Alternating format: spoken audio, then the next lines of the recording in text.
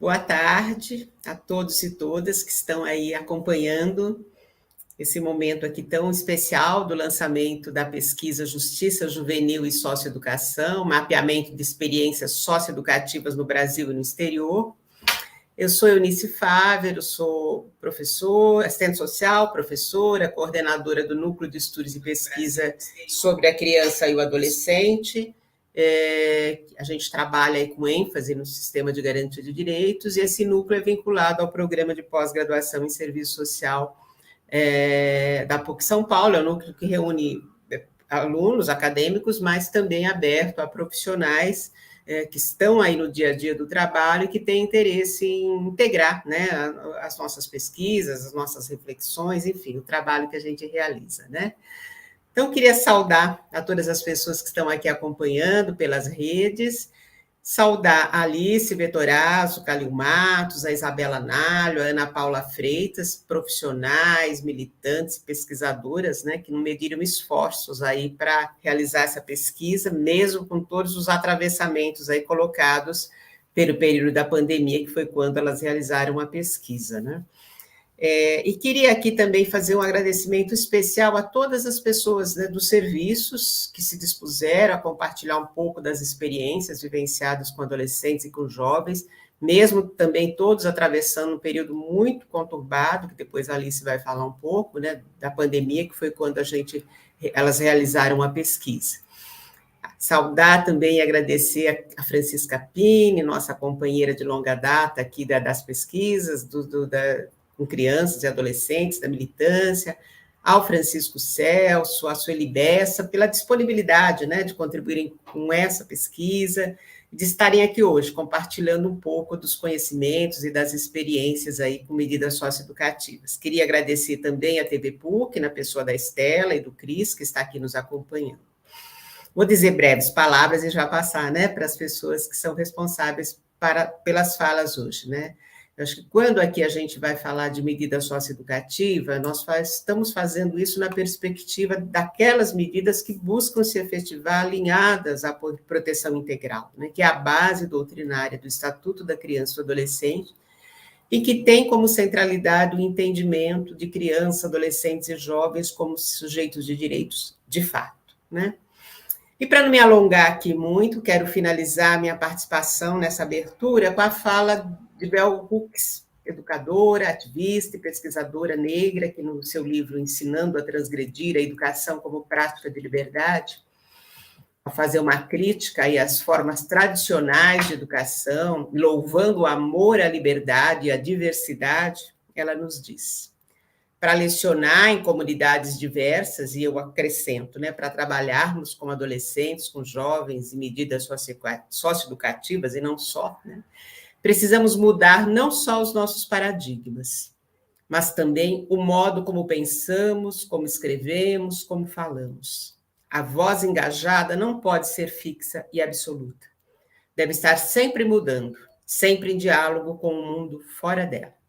Então, com essas palavras, eu abro aqui esse encontro de hoje e passo na sequência a palavra a Alice Calil Matos, que eu tive o privilégio de trabalhar junto no mestrado dela, quando ela fez o mestrado no serviço social como orientadora, mas uma orientadora que não teve muito trabalho, que ela fez uma bela pesquisa com muita autonomia. Passo a Alice e agradeço pela coordenação desse trabalho tão especial. Alice, com você agora. Parabéns a todos e todas. Bom, boa tarde. Faço os agradecimentos da Eunice meus também a todo mundo que está aqui como convidado, que participou da pesquisa, as pesquisadoras. Bom, então meu nome é Alice Calil, eu sou graduada em Serviço Social pela Universidade Federal do Espírito Santo, com mestrado também em Serviço Social pela PUC de São Paulo, onde eu pesquisei sobre práticas pedagógicas dentro do sistema socioeducativo, em especial a prestação de serviço à comunidade, orientada pela Eunice. Eu atuei durante quase 4 anos como técnica num serviço de medida, né, mas também participando de espaços coletivos, né, de construção política das medidas. E é um prazer publicar esse livro hoje. Eu penso que ele surgiu a partir de inquietações de diferentes espaços, né? Seja de trabalhadores e trabalhadoras que percebem que as suas práticas são invisibilizadas, seja por profissionais que buscam referências sociopedagógicas para pautar a intervenção com adolescentes, ou mesmo por pesquisadores e instituições de litígio, né, que se dedicam a tensionar essa política numa perspectiva mais socioeducativa e menos punitiva. E como a Eunice já apontou, eu acho que realmente é preciso ressaltar que todo o processo de pesquisa foi realizado remotamente devido à pandemia. No início, a gente, inclusive, pensava que não ia conseguir mapear muitas experiências, mas a gente ficou muito feliz depois, porque muitas pessoas se disponibilizaram a dar um relato, a indicar organizações e experiências, né? Apesar desse momento que foi muito difícil. Então, tinham pessoas que às vezes cancelavam as reuniões em cima da hora porque tinha algum parente próximo que tinha sido internado. Então, mais uma vez, a gente agradece muito as pessoas que contribuíram com a gente, né? E eu penso que, de fato, essa pesquisa ela tem um caráter coletivo, né? E isso é muito especial para a gente. Na verdade, esse é um aspecto que foi abordado na pesquisa, porque a gente entende que a socioeducação é um conceito um pouco abstrato, né? E a concretização disso vai se dar pelos profissionais e organizações que estão atuando na ponta com os adolescentes. Então, como nem o Estatuto da Criança e do Adolescente, o ECA, e nem o Sistema Nacional de Atendimento Socioeducativo abordam de maneira clara o que é essa concepção, a gente traz ela na pesquisa muito através de outros pesquisadores, né? E então, a gente afirma esse conceito aqui como uma possibilidade de enxergar os adolescentes inseridos no sistema socioeducativo para além do ato infracional, né? O que vai viabilizar, então, intervenções não apenas no sentido de restaurar e garantir direitos fundamentais, né, aos quais esses adolescentes foram privados até então, mas também de fomentar intervenções pedagógicas que propiciem às adolescentes e aos adolescentes reflexões e ações a respeito das dominações e das desigualdades social, de gênero e raça, né? Então, eu acho que o objetivo da socioeducação é possibilitar que esses adolescentes percebam e ampliem esse repertório de análise sobre a própria vida, sobre a comunidade onde eles moram e sobre a sociedade na qual eles estão inseridos de uma maneira geral. A pesquisa tem muitas etapas, então eu vou convidar agora a Isabela Analho Ramos, que foi uma das pesquisadoras, para falar, e logo em seguida vem a Ana Freitas, que também é pesquisadora e vai contar um pouco mais das outras etapas.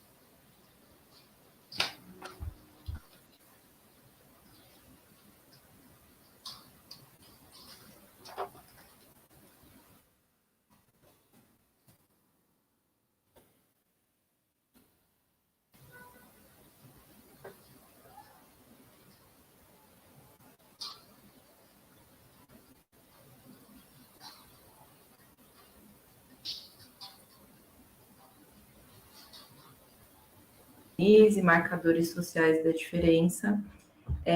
Atuei por 5 anos em um serviço de medida socioeducativa daqui do município de São Paulo. Nesse período, também publiquei algo sobre PSC coletiva e também participei de espaços coletivos dos trabalhadores, né, daqui do município de São Paulo, como a articulação das medidas socioeducativas e os grupos de trabalho da articulação, que foi um espaço de formação, além de um espaço de articulação para atuação ali com os jovens, né, com os adolescentes no dia a dia. Então, muito desse livro faz parte dessa formação desses 5 anos, né, dessa atuação ali cotidiana com os jovens e também da troca com os colegas do serviço e de outros serviços. E aí, a partir dessa experiência, da troca com as outras autoras também, a gente chegou a alguns critérios para estabelecer o que seria uma prática interessante para a medida socioeducativa para esse levantamento, né? Claro que existem diversas práticas interessantes, às quais a gente ainda não teve acesso, né? Acho que a ideia é a gente ir conseguindo acessar e compartilhar entre nós, na luta aí pela garantia de direitos desses adolescentes. Mas nós chegamos a 4 principais critérios, né? Que quem for acessar a publicação, o livro vai conseguir ver mais detalhadamente, mas eles foram inovação, então se essa prática em questão é uma reprodução de alguma prática que já existiu no passado, ou que existe em outro lugar, ou se ela é 100% nova, vamos dizer assim, né? A adaptabilidade, porque a nossa ideia com esse mapeamento também é inspirar para que as práticas sejam reproduzidas em outro lugar, claro, adaptando para o contexto, né, específico do território, dos adolescentes que estão sendo atendidos ali. Um terceiro critério foi a articulação em rede, tendo como uma das suas diretrizes aí o princípio da incompletude institucional, que é algo que a medida socioeducativa sempre traz aí como uma bússola, né, na atuação, e o respeito ao ECA e ao SINASE, que são as legislações que a gente tem, que a gente corre atrás, né, de efetivar o que está ali, claro, sempre com um olhar crítico, né, para essas legislações. Então, a partir desses critérios, a gente elaborou um questionário breve, mas que ele poderia ser utilizado de forma semi-estruturada, né? Então, a gente não ficou presa só ao que estava ali no questionário. O questionário foi um guia para a gente conversar, para a gente entrevistar os representantes das iniciativas que a gente conseguia acessar. Então, se alguém indicava para a gente uma dessas iniciativas, a gente fazia o contato e fazia uma entrevista a partir desse questionário com algumas perguntas que a gente considerava interessantes, assim, para conseguir mapear, de fato, essa iniciativa, como ela acontecia, como ela se deu, né? E nem todas as experiências que a gente acessou atenderam a todos esses critérios, né? Mas um critério principal, além desses 4 que eu falei, era que essas iniciativas garantissem como centralidade do trabalho realizado com os jovens as demandas desses jovens, né? Os direitos, as potencialidades, e não com foco no ato infracional e no aspecto punitivo, que a gente sabe é inerente à medida socioeducativa, mas numa tentativa de por uma via de garantia de direitos mesmo, né? Então, a gente dialogou, né, com algumas organizações que nos indicaram essas iniciativas, né? Isso foi fundamental para abrir portas mesmo, né? Porque nós estávamos em São Paulo, nós queríamos atingir iniciativas não só daqui, mas de outros estados e também de outros países. Então, vou citar, né, as instituições que deram esse suporte para a gente, indicando iniciativas interessantes: o Instituto Alana, o CONANDA, o Conselho Federal de Serviço Social, a ANSED, o CNJ, a Visão Mundial, o IBCCRIM e a OAB. E aí, com essas indicações, nós mapeamos 45 experiências no Brasil e fora. Nós conseguimos realizar essa entrevista, a aplicação desse questionário que eu citei, com 26 dessas 45, e a partir dessa aplicação do questionário, nós selecionamos 21 que estavam mais adequadas a esses critérios que eu descrevi. E aí, além do contato com os profissionais, a aplicação do questionário, a gente também utilizou o site dessas instituições, as redes sociais, para pegar algumas informações que a gente achava interessantes. Então, foram instituições que atuavam das mais diversas maneiras em relação ao campo das medidas socioeducativas, né? Instituições de execução direta, de pesquisa, de advocacy, que mexiam, né, lidavam com o meio aberto, com o meio fechado, que faziam trabalhos mistos e com pós-medida também. E, como a Alice disse, a recepção foi muito boa e a gente considerou isso já como um dado de partida, né? As pessoas estarem tão disponíveis e tão afim mesmo de falar das experiências que eram construídas por elas no dia a dia com os jovens.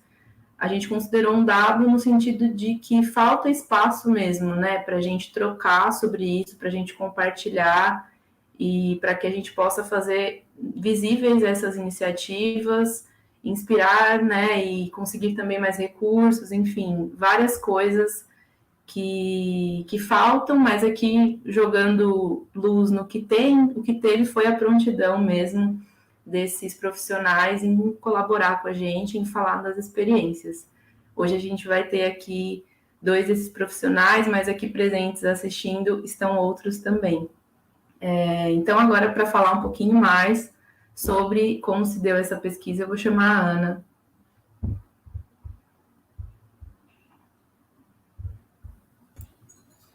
Boa tarde. Meu nome é Ana Paula Freitas, eu sou advogada, sou mestre em Ciências Humanas e Sociais pela Universidade Federal da ABC e atualmente trabalho com crianças e adolescentes em situação de rua, em um novo serviço inaugurado na capital de São Paulo. Eu vou trazer um pouco mais de dados com relação aos resultados. Então, com base nas metodologias que a Isa trouxe, que a Isabela trouxe para a gente, encontramos 45 iniciativas no território brasileiro, e dessas 45 iniciativas conseguimos contato com 26. Dessas 26, a gente, por meio dos critérios que a Isa acabou elencando, a gente selecionou 21 para integrar essa pesquisa.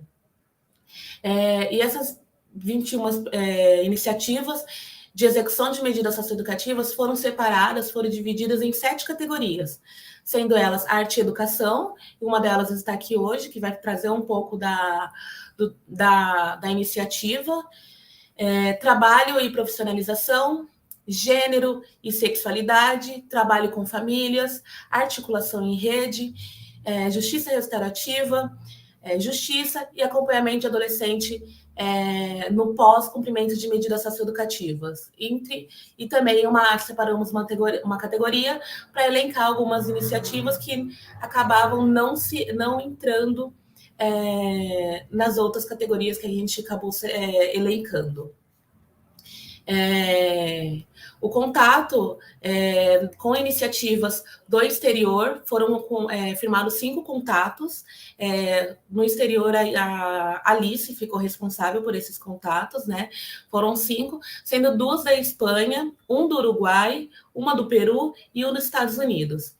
E dessas 5 iniciativas, as 5 foram separadas em 2 categorias: trabalho socioeducativo e aproximando o sistema socioeducativo da realidade dos adolescentes. Então, ao longo da pesquisa, quando vocês forem lendo, vocês vão ver que todas as iniciativas foram separadas por essa categoria para a gente conseguir ter uma visão diferente de cada trabalho realizado pelas iniciativas de execução de medidas socioeducativas. Agora eu chamo a Alice para voltar um pouquinho com a gente.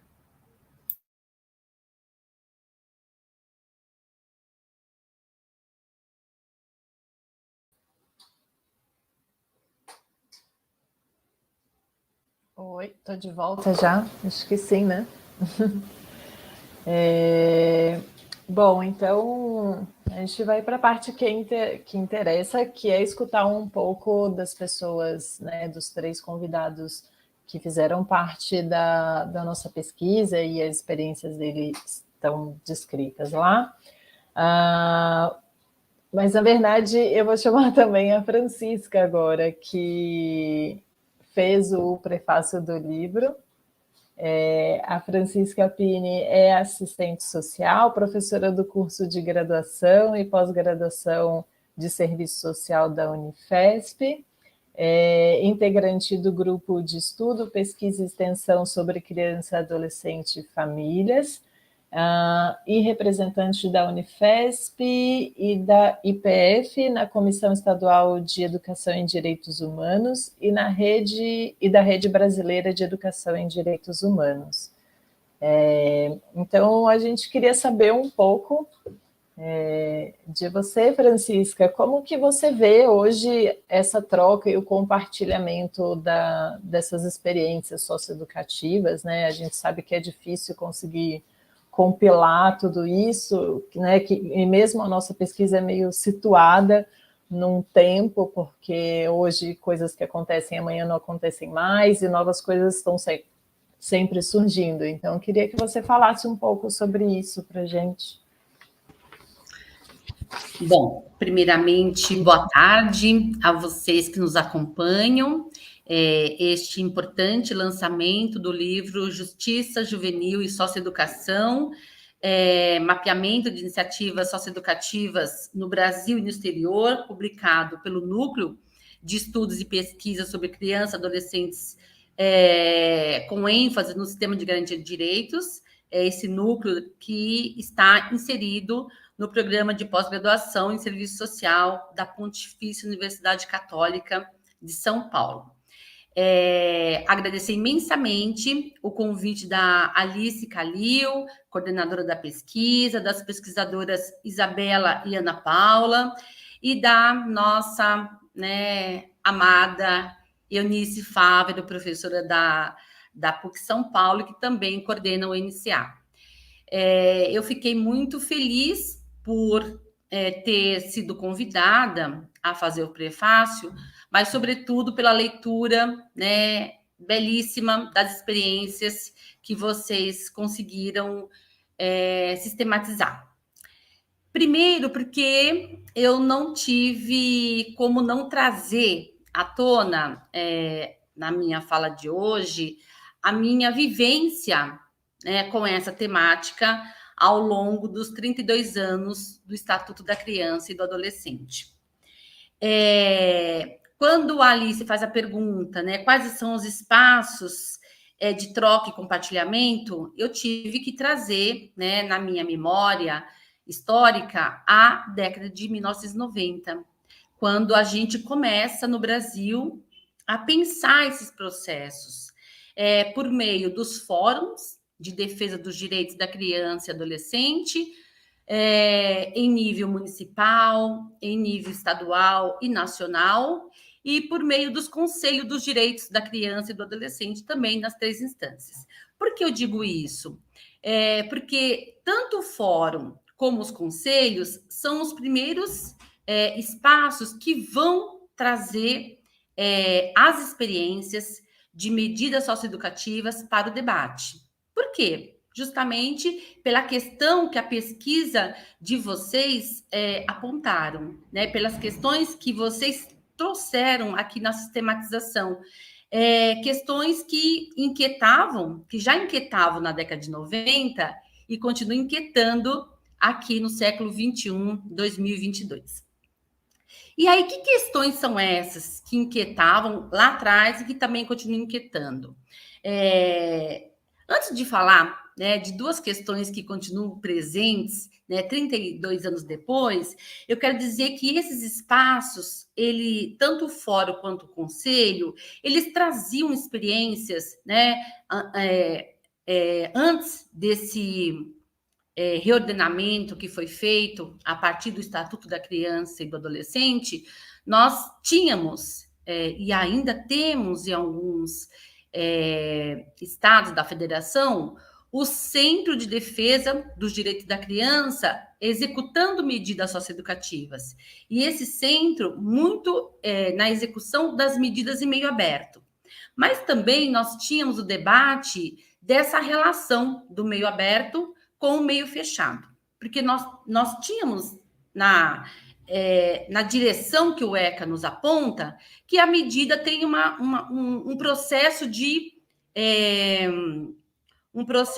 progressão, né? O adolescente ou adolescente pode estar numa medida de meio fechado por pouco tempo e pode, pelo seu desempenho na medida, pelo trabalho que é feito na medida, ela pode, né, saírem para o meio aberto. E essas questões nos foram muito caras na década de 90 até 2000, porque, de fato, principalmente no estado de São Paulo, não existia defensoria pública e os SEDECAS cumpriam um papel central na defesa jurídica dos adolescentes. E por esse motivo, os encontros que realizávamos, tanto no fórum quanto por dentro dos Conselhos dos Direitos, eram muito frequentes, né? Então, nós, né, os técnicos, educadores que atuavam com as medidas. Então, eu fui uma técnica de medida socioeducativa nos anos 2001, né? Eu atuei no SEDECA Interlagos, com medida em meio aberto. Um momento em que no município de São Paulo estava na transição, né, para a municipalização estava acontecendo e os municípios assumindo esse trabalho, né, com as medidas em meio aberto. E aí, essas trocas eram frequentes, mas não eram frequentes as sistematizações. Eu quero destacar aqui o papel histórico que a Pontifícia Universidade Católica de São Paulo, por meio do NCA, tem nessa trajetória de 32 anos, né? Então, no estado de São Paulo, e hoje também nós temos a FEUSP, a Faculdade de Educação da USP. Então, essas duas universidades, a PUC Católica e a FEUSP, eles têm sistematizado experiências desse processo. Então, existia uma troca por dentro dos fóruns e conselhos, mas não existia sistematização com a mesma proporção que a gente esperava. E aí, a Universidade Católica de São Paulo, por meio do NCA, também, né, sempre fez este papel de trazer, né, os pesquisadores e pesquisadoras do Brasil todo vinham a fazer os seus mestrados, doutorados na PUC e trazer as suas experiências. E o NCA sempre foi esse espaço da pesquisa, mas também de trazer a análise do real para esse centro de pesquisa. Então, cumpria duas dimensões, a dimensão política, porque a pesquisa também ela é política, mas essa política da participação, né? Porque os pesquisadores que vinham para o NCA, vinham e continuam vindo, tinham também esse duplo papel, né? Da inserção política nos espaços de defesa dos direitos da criança. E aí, a gente passa a demarcar esse lugar, como a Eunice Favre, na sua fala inicial, fez, da proteção integral. Então, nós vamos trabalhar na perspectiva do trabalho profissional e da pesquisa para a gente disputar essa narrativa, né? Dessa cultura minorista, que o Brasil tem que sair, mas que ainda tem muitas práticas permeadas por essa cultura minorista, e nós vamos afirmar essa cultura dos direitos humanos, da proteção integral subjacente ao ECA. Então, da década de 90 para cá, o que eu percebo é que os espaços de participação da sociedade com as experiências, eles foram ressignificados. Porque a partir do momento que o SINASE, e aí já dei um salto, né, de 2001 para 2012, 2012 o SINASE, o Sistema Nacional Socioeducativo, ele é aprovado em 2012 e ele coloca uma meta para os estados, municípios elaborarem seus planos nacionais. E esses planos nacionais, seu plano nacional, estadual e municipal, vai colocar tarefas aos municípios, né, de que cada um precisa olhar para esse sistema socioeducativo e pensar ações que venham na direção do que a Ana Paula apresentou, das categorias que ela apresentou, que as experiências deveriam ter, e aí também o SINASE tem muitos desses eixos. Mas tem um eixo que é muito importante no SINASE, que a gente ainda caminha muito lentamente ao nível das experiências, que é o eixo da participação juvenil nesse processo, né? Então, a participação juvenil nesse processo eu diria que é o devir, é o que está por avançar, não só no Brasil, como nos países latino-americanos. Eu acabei de voltar de Montevidéu, do 23º Seminário Latino-Americano de ensino e investigação no trabalho profissional dos assistentes sociais, e eu participei de um painel, né, até para saber o que eu teria de elementos novos para trazer aqui para esta minha fala, e foi muito interessante, porque as experiências que estiveram presentes lá da Argentina, do Uruguai e do próprio Paraguai, na questão da justiça juvenil, demonstraram quanto que as juventudes não são ouvidas nesse processo. Como que elas não participam desse processo de medida? Ou seja, existe ainda uma cultura que a justiça juvenil ela vem impor, né, aos adolescentes práticas, processos, regras das quais eles e elas não vão participar desse processo. Até porque, né, a própria questão da medida ela requer todo um sistema de justiça que vai colocar para o adolescente as questões inerentes às medidas aplicadas, e essas medidas nem sempre são colocadas como um processo socioeducativo, como bem apontou aqui no livro que as pesquisadoras nos apresentam hoje.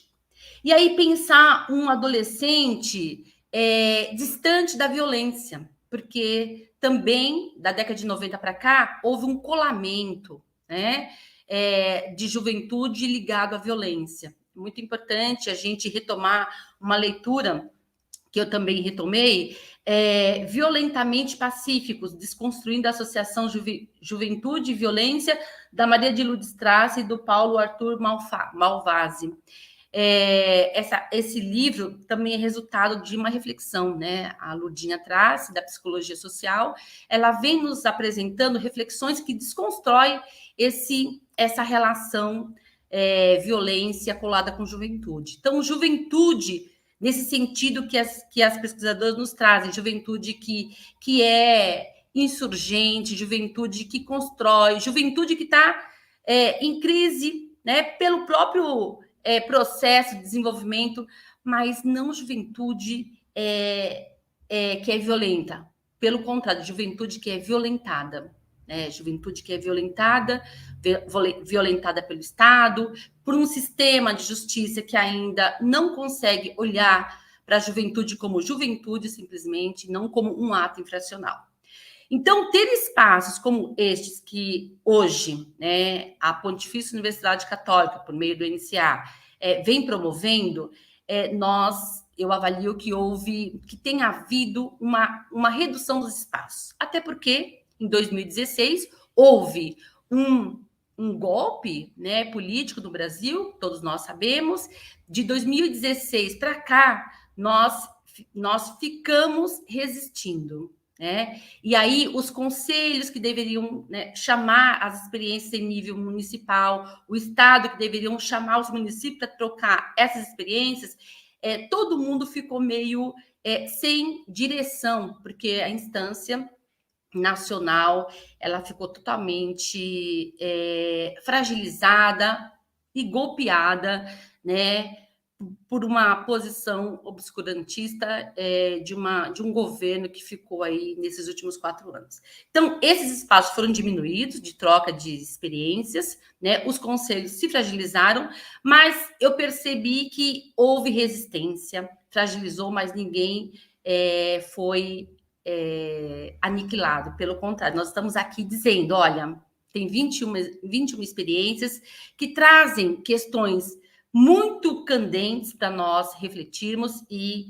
avançarmos, e que dialoga com essa perspectiva que lá na década de 90 nós pontuávamos, que é a questão da proteção integral, e como famílias, adolescentes, trabalhadoras, gestores vão participar efetivamente desse processo.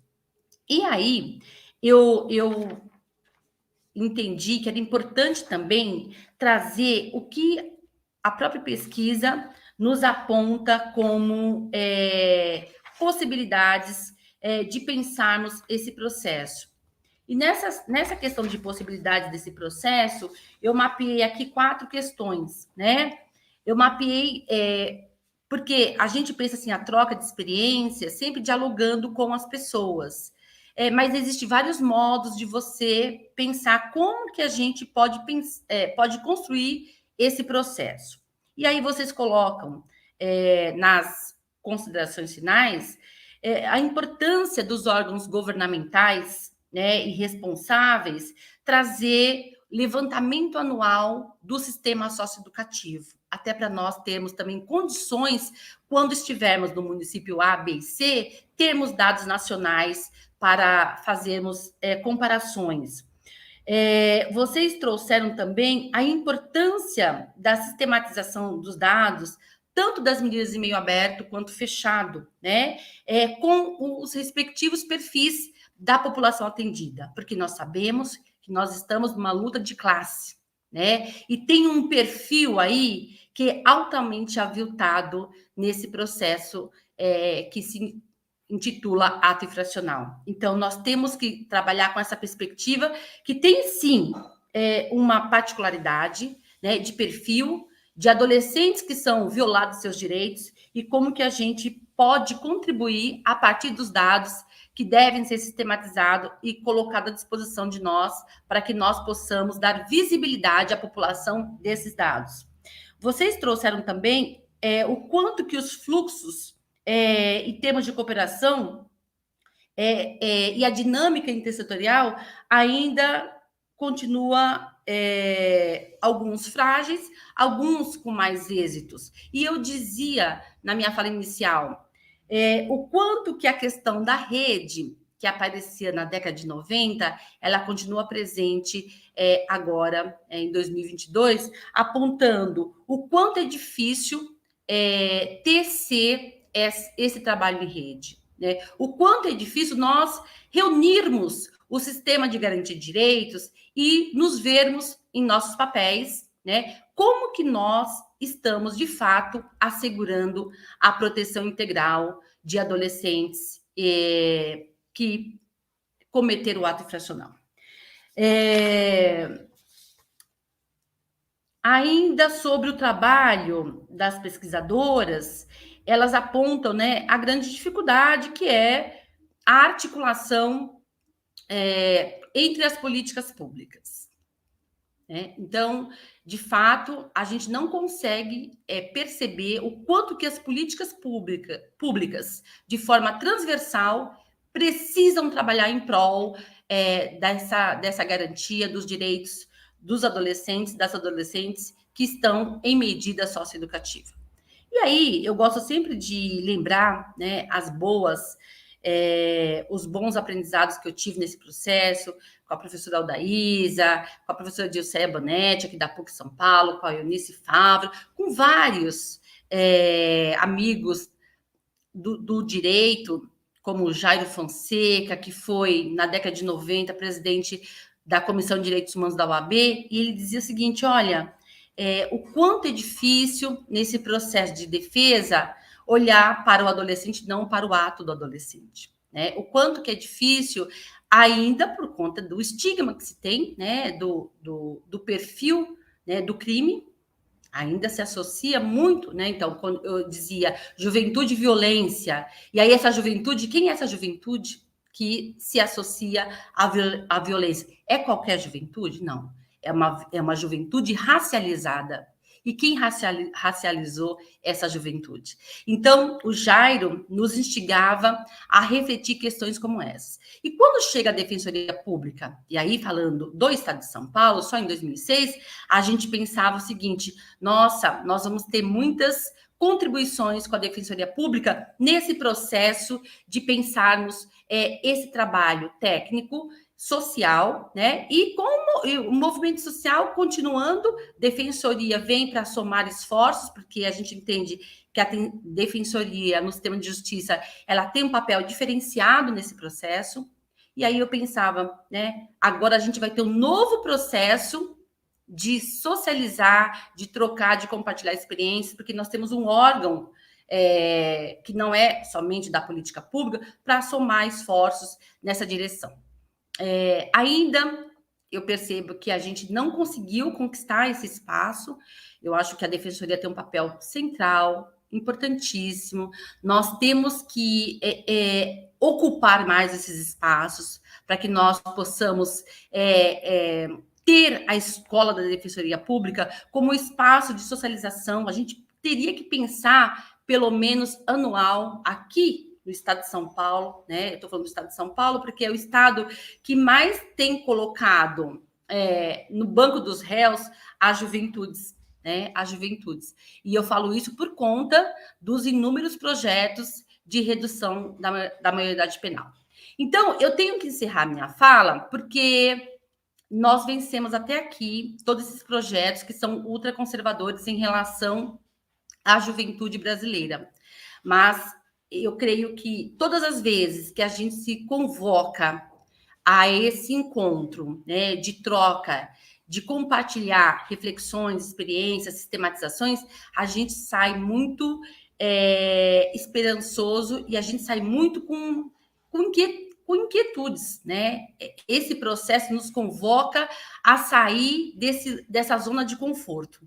Se é que alguém está em zona de conforto, eu acho que nenhum de nós estamos, mas enfim, ele nos convoca. E aí eu resolvi trazer um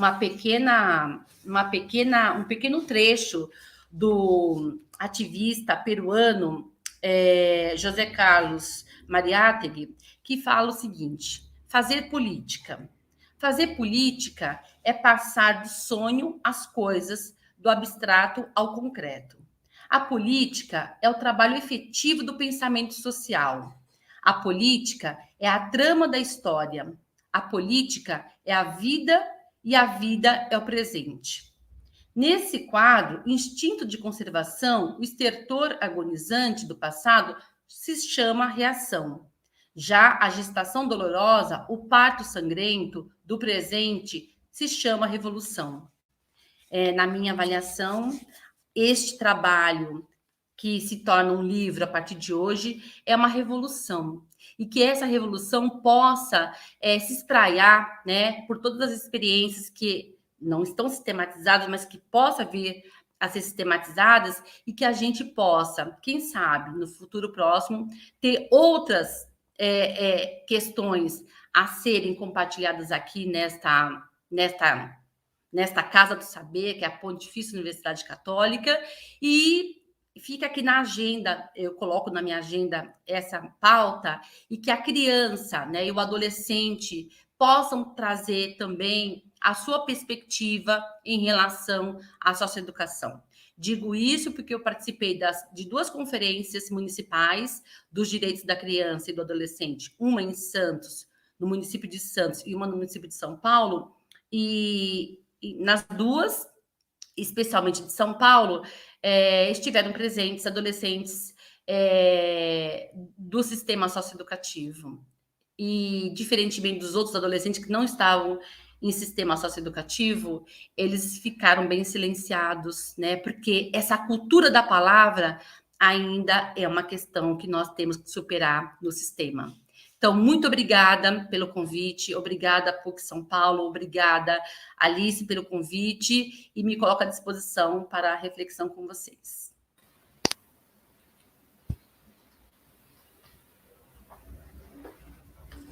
Oi, gente. Francisca, muito obrigada pela fala. Fiquei emocionada aqui. Agora, quem vai fazer a pergunta para o Francisco, na verdade, é a Ana. Isso. Gente, mais uma vez agradecer a Francisca pela fala tão potente, tão importante, né? Então, eu vou chamar o Francisco Celso. Ele é professor de História, especialista em Educação Inclusiva, mediador social, produtor cultural, pesquisador, palestrante e diretor pedagógico da Associação Respeito e Atitude Aérea. É idealizador e colaborador de diversos projetos pedagógicos culturais voltados ao empoderamento da juventude preta, pobre e periférica do Distrito Federal e em torno. Dentre eles, destacamos o projeto RAP, que foi incluso na nossa pesquisa, significa ressocialização, autonomia e protagonismo, o Sara Aula, relações étnico-racial, na escola Estudar em Paz, mediação de conflitos no contexto escolar, socializando sonhos, vivências em direitos humanos, sarau Ubuntu e sarau da falsa abolição. Então, eu passo a palavra ao professor Celso para responder a seguinte questão.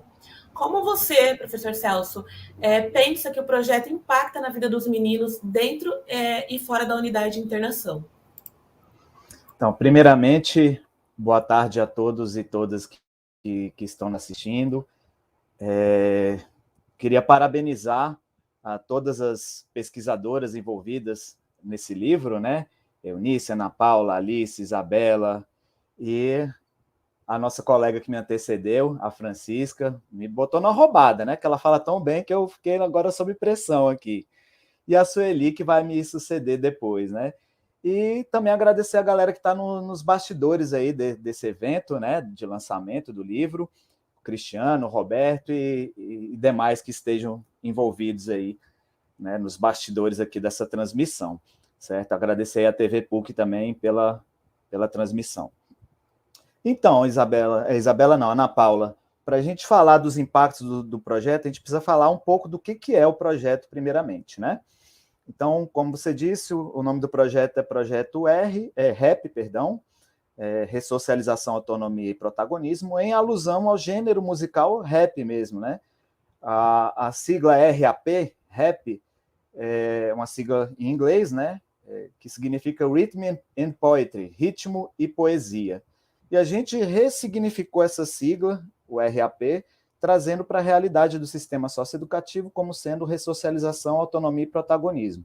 Então, um projeto que existe desde 2015, né, e vem transformando aí trajetórias de vida de adolescentes, meninos e meninas, entre 12 e 21 anos incompletos, né, que cumprem medida socioeducativa de privação de liberdade na unidade de internação de Santa Maria, DF, né?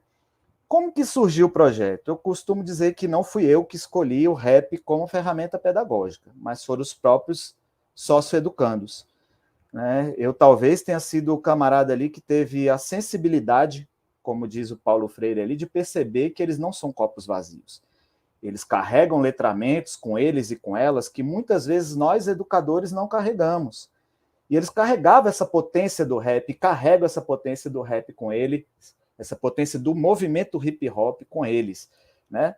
Lá dentro, 80% deles e delas se autodeclaram negros e negras, 100% são moradores das regiões periféricas do DF em torno, onde não só o rap, mas o movimento hip hop é muito presente. Então, costumo dizer que eles escolheram o rap como ferramenta pedagógica. E foi isso. O primeiro ano que eu tive no sistema socioeducativo, que foi justamente 2015, quando surgiu o projeto, até então eu tinha tido pouquíssimo contato com o sistema socioeducativo. Eu tinha feito uma visita em uma unidade de internação aqui perto de casa, aqui no Recanto das Emas, onde eu moro, no DF, né? Unidade de internação do Recanto das Emas, para fazer uma fala com um grupo de professores de lá sobre diversidade. Mas acabou que eu tive contato com os estudantes e recebi um convite no ano seguinte para ir para o sistema socioeducativo, né? E aí, quando eu fui para lá, para a unidade de internação de Santa Maria, eu comecei a tentar entender aquela comunidade escolar que até então era novidade para mim, né? Então, o primeiro semestre foi um primeiro semestre ali de 2015 de muito aprendizado, de muita observação, e meio que ali eu estava traçando um diagnóstico daquela comunidade. E nesse meu diagnóstico, digamos assim, eu tive duas grandes percepções. A primeira, e muito triste, foi perceber que os jovens que ali estavam tinham perdido completamente a capacidade de sonhar. E isso foi muito triste, né? Porque o que nos motiva, o que nos move, o que é o combustível, né, para o nosso dia a dia, são justamente a gente tentar realizar os nossos sonhos, sejam eles materiais ou não, né? Mas é isso que nos motiva, é o nosso combustível. E eles tinham perdido completamente essa capacidade de sonhar. E a segunda percepção já foi dentro das minhas aulas de história mesmo, né? Que eu percebi que eles não se enxergavam nas histórias contadas nos livros didáticos, mas eles se viam nas histórias narradas nas letras de rap. Para vocês terem ideia, tinha uma aluna que ela chegou para mim assim nos primeiros dias de aula e ela me mostrou 20 letras, e assim, uma mais empoderada que a outra, super politizada, E eu olhei para aquilo assim e falei, caramba, isso aqui não pode parar numa lata de lixo, isso aqui tem que ganhar o mundo. E aí surgiu assim de uma forma muito natural, né? Eu comecei a baixar instrumental de rap na internet, no meu notebook mesmo, e elas e eles pegavam o meu pincel, fingia que era microfone e tal, e começou desse jeito. E aí teve pessoas muito importantes aí para a formatação desse projeto, né? Uma delas é uma educadora, né, e rapper também, a Luana Eusébia. Ela era pedagoga na época, lá na Unidade de Internação de Santa Maria, e ela também ali envolvida com o movimento hip hop. A gente começou a organizar o primeiro sarau. A gente fez um primeiro sarau, correndo atrás, a gente não tinha estrutura nenhuma, fomos atrás de uma estrutura de som com o pessoal da família hip hop, lá de Santa Maria, pegamos lá e fizemos um primeiro sarau que foi assim, um sucesso. Né, os meninos, o microfone aberto, eles podiam se expressar, falar uma ideia, recitar uma poesia ou cantar um rap, e foi muito bacana. E nesse primeiro sarau, um dos artistas convidados foi um rapper chamado Heitor Valente, que ele, ali, né, vendo toda aquela movimentação dos meninos, ele falou, cara, eu vou produzir as músicas desses meninos. E aí começou a ganhar forma, né, o projeto. Então, todas as composições que os meninos e as meninas faziam, a gente começou a fazer o processo de musicalização. Tinha muita produção que não era musicável também, né? Muita produção de desenhos, de redações, de poesias, e a gente resolveu que nada daquilo ia ficar perdido, né? Então, a gente começou a compilar todas as produções desses meninos, e aí a gente começou, além de lançar as músicas, né, os CDs, as produções musicais, eu estou com os nossos últimos 3 CDs aqui, né? A gente começou também a lançar livros com as outras produções, né? E as letras de músicas também presentes no livro. Esse foi o nosso primeiro livro, né? Para Além das Algemas. Se a História é Nossa, deixa que nós escreve. Inclusive está em desacordo com a norma culta da língua portuguesa de forma proposital, né? Porque a gente, no Projeto Rap, a gente quer combater qualquer forma de exclusão, e a gente entende que o preconceito linguístico é uma ferramenta de exclusão. Então, nossa ideia é que eles contassem as histórias deles, na linguagem deles, da forma deles, né? Com o mínimo de intervenção nossa possível, certo? E deu origem ao nosso primeiro livro aqui.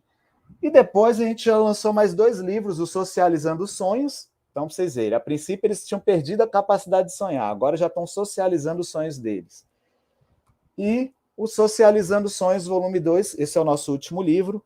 Ele está disponível em PDF para download, quem tiver interesse também. Só acessar o nosso site, www.projetorap.com, certo?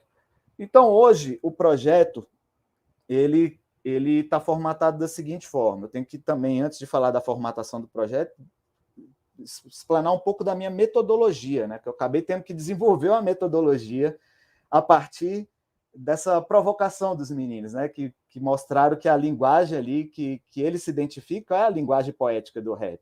Então, eu tinha que desenvolver uma metodologia que inserisse o rap como ferramenta, né? Então, o que eu comecei a fazer? No sistema socioeducativo, é muito diferente você preparar uma aula para uma escola regular, né, para uma turma de escola regular, e uma aula para o sistema socioeducativo.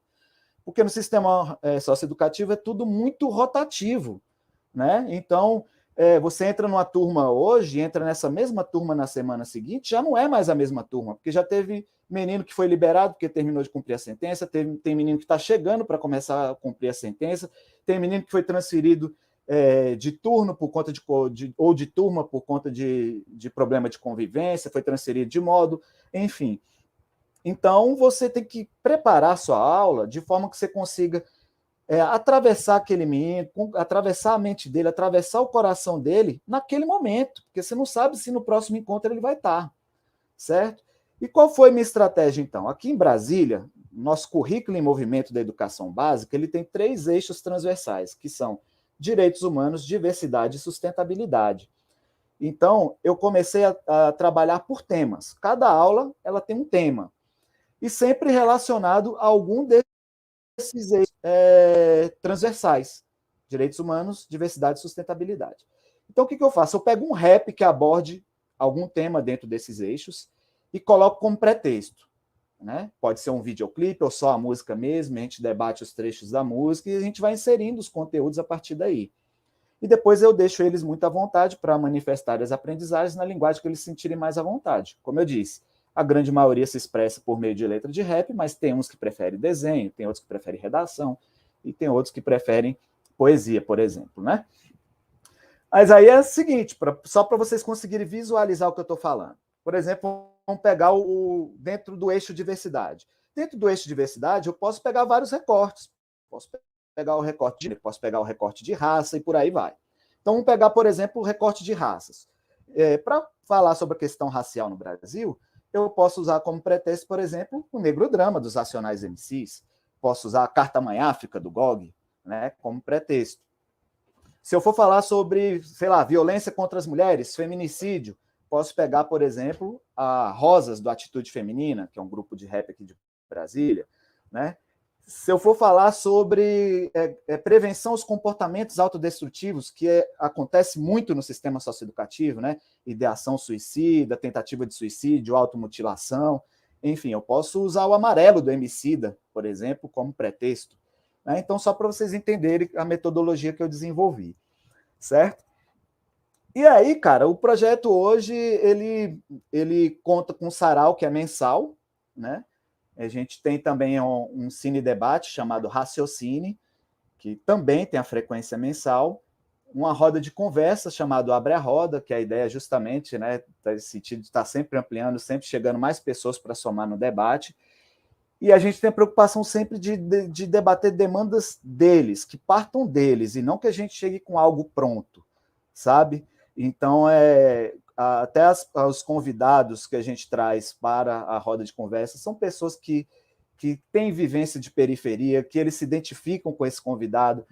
Os vídeos que a gente exibe no Raciocínio também são vídeos a gente tenta sempre valorizar as produções periféricas, né, para eles também se identificarem, se veem ali que a periferia tem talento, que a periferia produz arte, produz a sétima arte, produz, enfim, e está ali batendo papo com os meninos, mostrando, né, como é que é feito esse processo de produção, de criação, enfim. A gente tem toda uma preocupação nesse sentido, de trazer algo que é significativo para eles, porque nós, educadores, muitas vezes a gente tem esse vício de achar que o que é significativo para a gente é significativo para eles.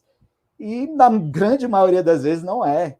Né? Então, a gente tem que descer um pouquinho do pedestal ali, horizontalizar as relações, democratizar as relações e passar a escutar mais os meninos e as meninas, porque eles é que vão apontar o que é significativo para eles, e não a gente chegar com algo pronto. Certo? Então, a gente tem essa preocupação. E o projeto hoje também, ele passou por um processo de reconhecimento desde o ano de 2017, né? Mesmo prêmio, né? Itaú Unicef, local, regional e nacional, certo?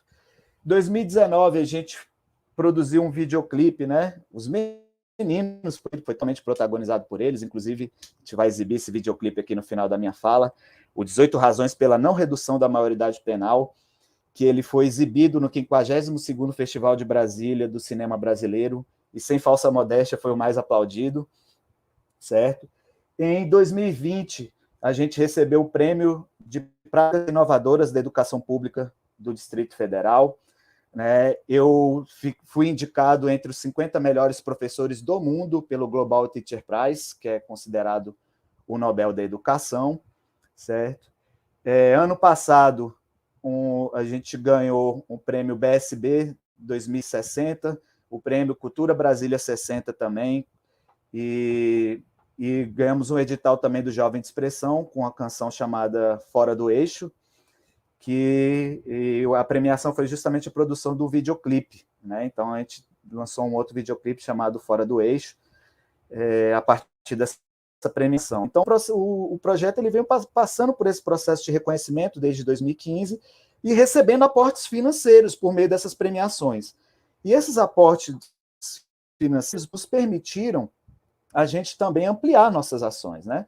Os saraus que a gente faz lá dentro da unidade, por exemplo, mensalmente, os artistas são remunerados, a gente sempre leva egressos para estarem participando dos saraus, e aí esse egresso ele volta lá não mais como um jovem infrator, mas ele volta como um jovem ressocializado, mostrando sua arte, servindo de referência positiva para os que ainda estão no processo de ressocialização e ainda de tudo promovendo renda para eles, que eles também recebem cachê para estar lá, certo?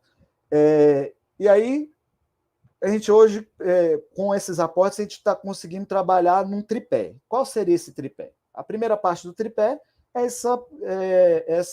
o processo de ressocialização mesmo, trabalho de ressocialização lá dentro da unidade de internação de Santa Maria. Mas a gente tem uma política de acompanhamento de egressos, né, que a gente sentiu a necessidade de fazer esse acompanhamento. Ao longo do próprio projeto, a gente foi percebendo essa necessidade, né, porque, utilizando até a palavra dos próprios socioeducandos, eles falavam o seguinte, que quando eles estão lá dentro, nós, professores, conseguimos pesar na mente deles. Só que quando eles saem, eles voltam para o mesmo ciclo de violação de direitos, para o mesmo ciclo de violências que eles estavam inseridos anteriormente, que é muito difícil de romper. Pior de tudo, não existe uma política pública eficaz de acompanhamento de egressos. Pelo menos aqui no DF não existe. Eu não sei como é que é em São Paulo e em outras capitais, em outros, né, municípios. Mas aqui não existe. Então, a gente sentiu essa necessidade de fazer esse acompanhamento de egressos. Então, hoje a gente faz, o jovem que é atendido por a gente lá dentro, quando ele sai, a gente continua acompanhando ele aqui fora, inserindo eles dentro da cena do hip-hop, né, colocando eles para participar de batalha de rima, de poesia, de sarau, de seminário, de simpósio, de campanha publicitária, por exemplo. Em 2019, os egressos produziram uma música chamada Rímica, que é rima com química, né? Para o Conselho Federal de Química. Foi uma campanha que foi vinculada a nível nacional, né? Então, inserindo eles para participar em festival de música. Esse ano mesmo já teve o Festival do Cine de Expressão, que eles participaram, tiveram o Festival Brasil Arte, e por aí vai. Então, inserindo eles nesse ciclo positivo aí, certo? E também, mais uma vez, promovendo renda para esses egressos. E a terceira parte do tripé que a gente está fazendo também é o trabalho preventivo nas escolas regulares, que como eu dei aula há muito tempo nas escolas regulares, eu percebia isso, né? Eu sempre dei aula em regiões de muita vulnerabilidade social, né? Nas regiões periféricas aqui do DF em torno, e eu sempre percebi ali que tinham uns jovens ali que estavam flertando com o mundo do crime e que muitas vezes eles romantizavam esse mundo. E aí a gente também percebeu essa necessidade de fazer esse trabalho preventivo nas escolas regulares, né, para evitar com que esses jovens que estão flertando ali com a vida infracional, eles não entrem nesse ciclo infracional, né, porque depois que entra também ele é mais difícil de romper esse ciclo, certo? Então é isso, o projeto hoje ele trabalha por meio desse tripé. Eu vou deixar aqui no chat privado as redes aqui do projeto, se vocês puderem disponibilizar para o pessoal que está assistindo a live, tá? Nós temos...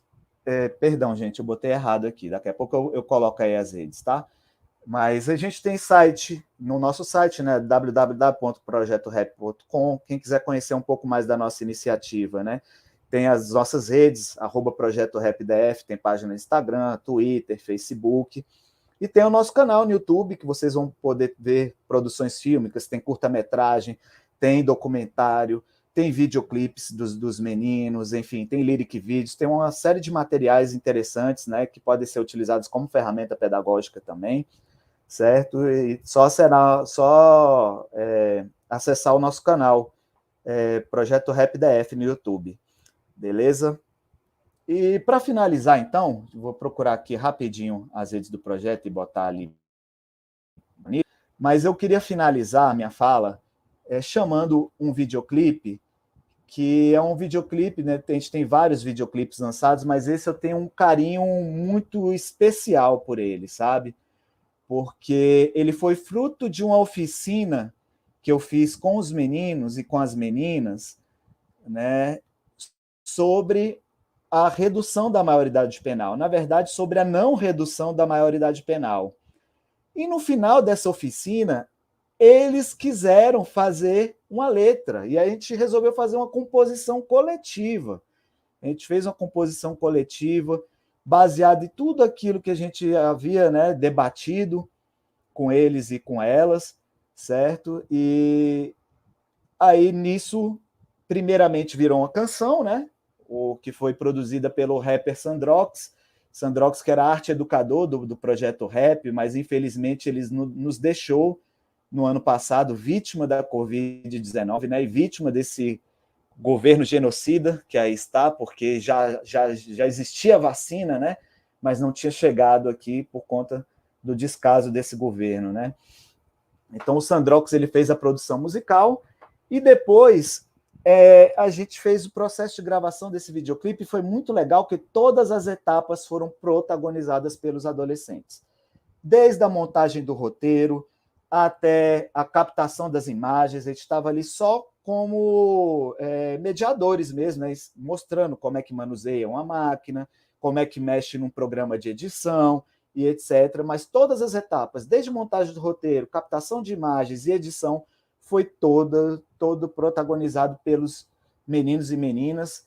Foram 7 meninos e meninas que cantaram a música, e no total de envolvidos, né, na montagem de roteiro, captação de imagens e edição, 15 meninos e meninas no total para a produção desse videoclipe, que eu vou pedir aí para o pessoal da organização exibir para vocês, tá bom? 18 razões pela não redução da maioridade penal. E aí, com isso, eu encerro minha fala.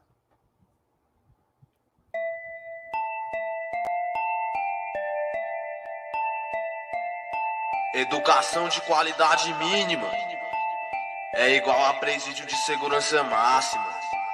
Sérgio Vaz, 18 razões. Pega a visão. Você não pode me ver, mas pode me escutar. Então preste atenção no que eu tenho pra falar. Diminui maioridade, não é a solução. 18 razões pela não redução. Você não pode me ver, mas pode me escutar. Então preste atenção no que eu tenho pra falar. Diminui maioridade, não é a solução. 18 razões pela não redução. Desde 12 anos respondo pelos meus atos. Cometi um erro e fui responsabilizado. Cumprindo minha sentença, unidade de internação. Esse papo de igualdade sei que não existe não.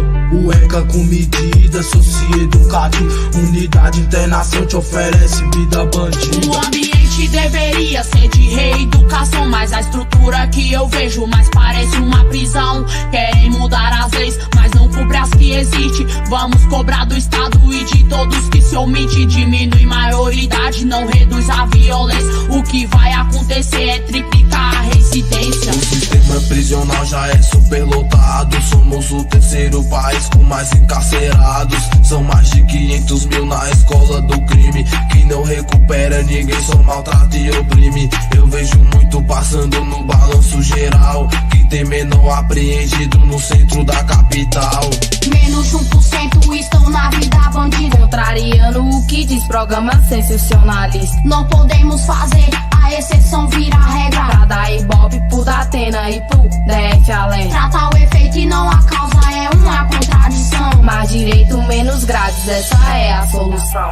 Jogo imaginal não surge do acaso. Ele é o fruto da ausência e da omissão do Estado. Pro governo é mais fácil prender do que educar, transferindo o problema ao invés de melhorar. Me olhe como irmão e não como vilão, pois minha geração é o futuro da nação. Estado penal em um país desigual é panela de pressão que estoura no final. Somos vítimas e não autores de toda violência. A tendência é piorar com a política de ausência. Reduzir maioridade, traz insegurança e medo, recrutando as crianças cada dia mais cedo. Você não pode me ver, mas pode me escutar. Então preste atenção no que eu tenho pra falar. Diminui maioridade, não é a solução. 18 razões pela não redução. Você não pode me ver, mas pode me escutar. Então preste atenção no que eu tenho pra falar. Diminui maioridade, não é a solução. 18 razões pela não redução.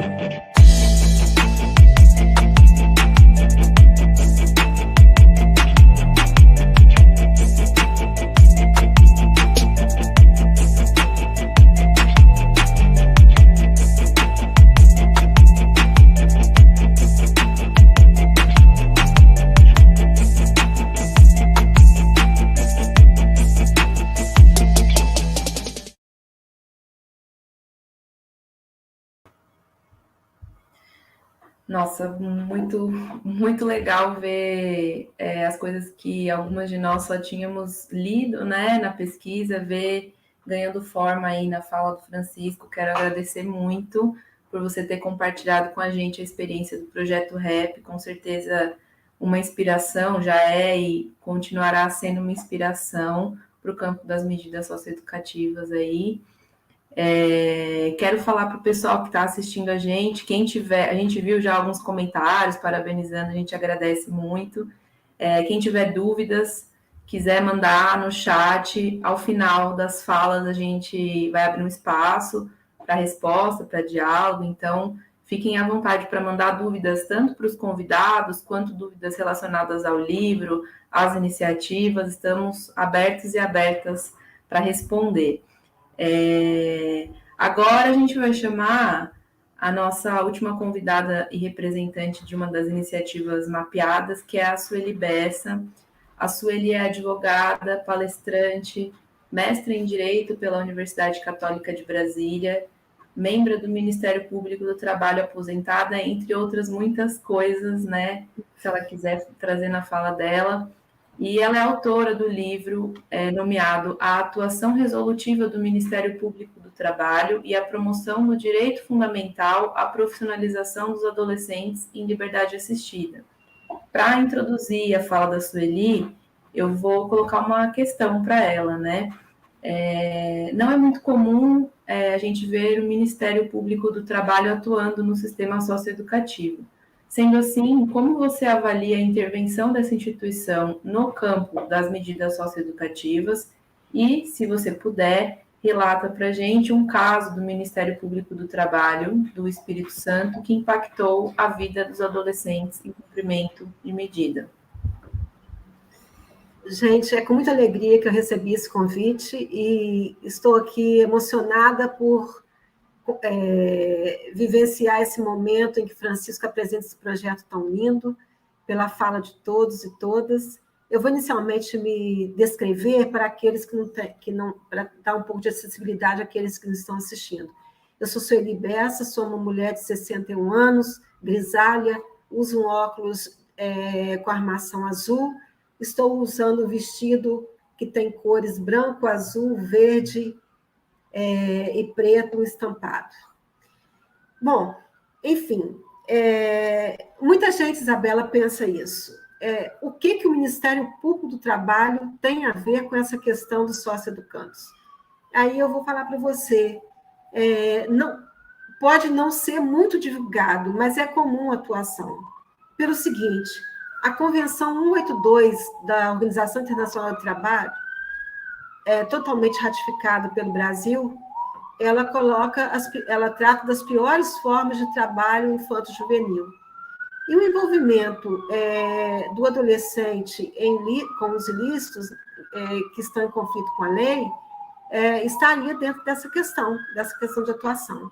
Então, em todo o Brasil, em vários regionais, há projetos buscando a inclusão dos adolescentes que estão nas unidades socioeducativas ou aqueles que cumprem medidas em meio aberto.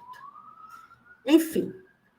E, além disso, o Ministério Público do Trabalho, uma das metas prioritárias dele é a erradicação de trabalho infantil.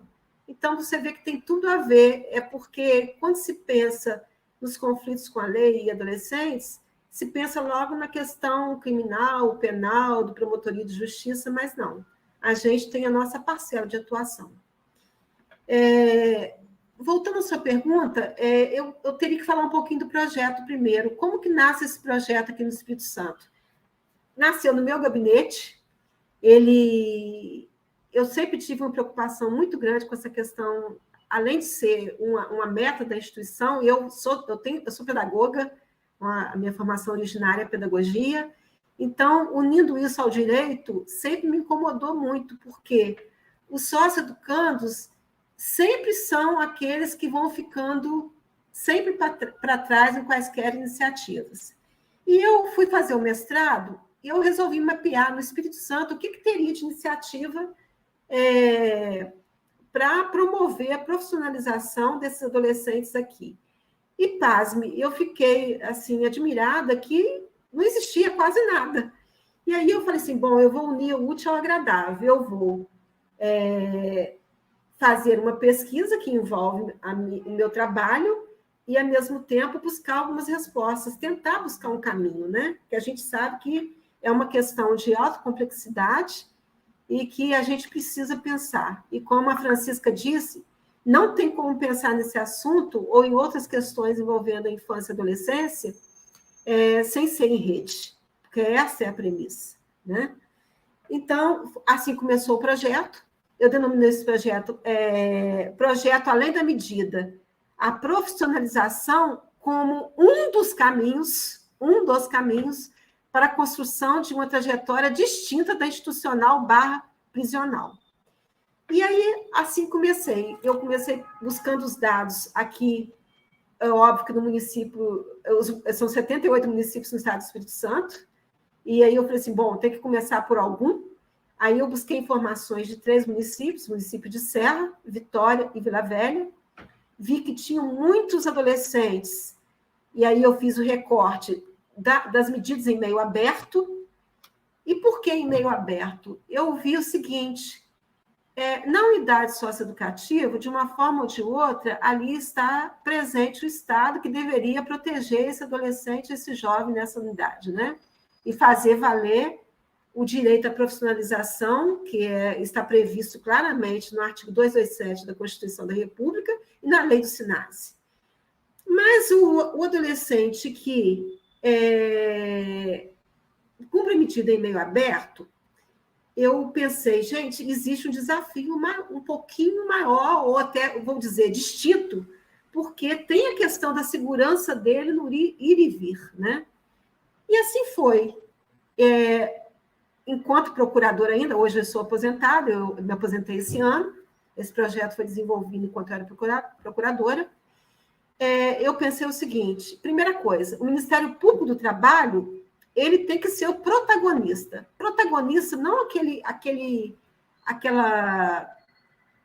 cargo, aquela pessoa que tem uma função de ser a estrela da questão, mas protagonista no sentido estrito de articular os atores envolvidos para que a gente possa fazer acontecer esse direito, porque previsto a gente sabe que ele já está.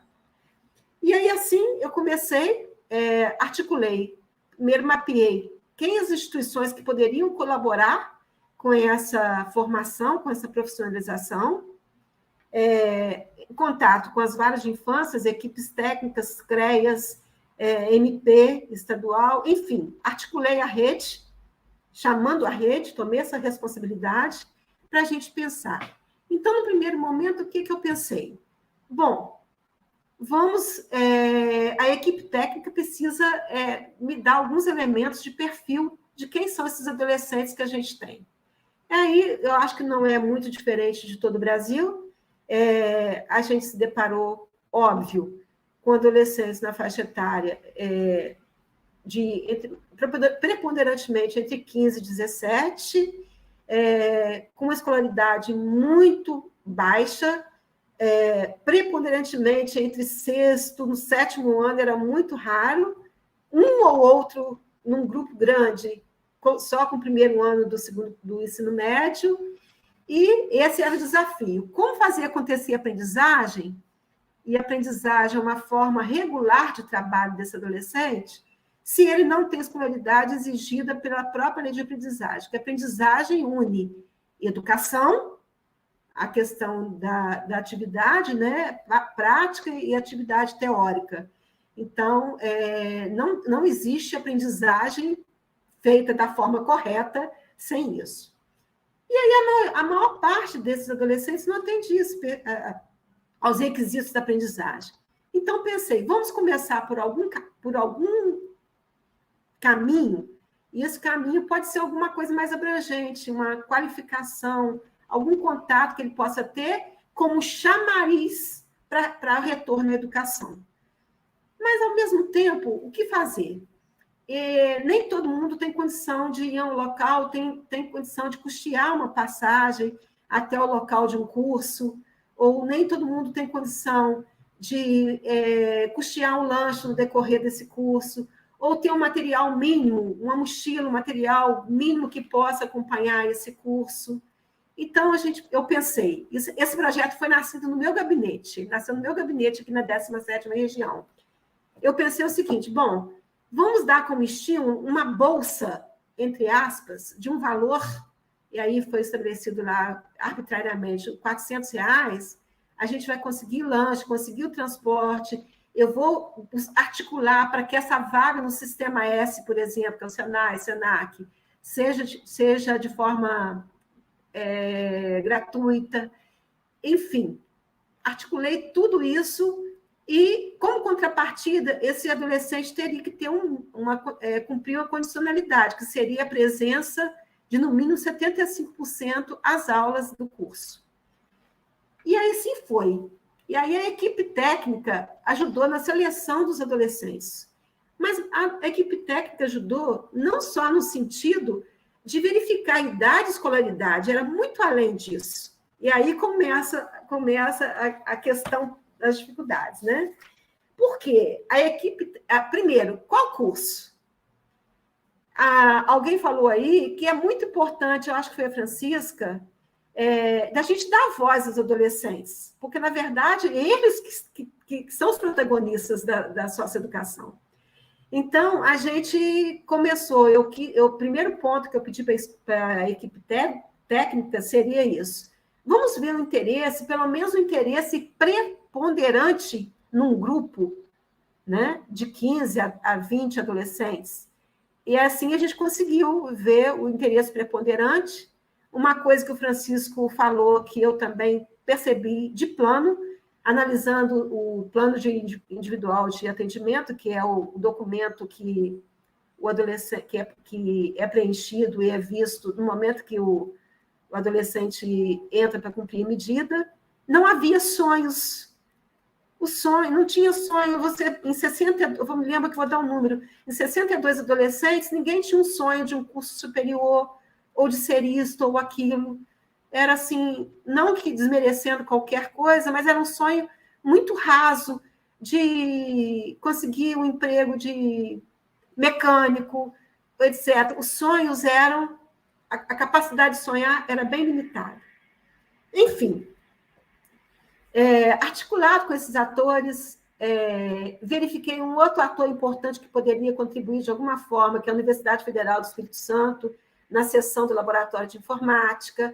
Verifiquei a Secretaria de Estado, que poderia contribuir com outros cursos um pouco diferentes, mais atraentes, que eles gostaram, inclusive, muito, que foi edição de vídeo. Enfim, a gente tentou congregar esses interesses e começou a fazer.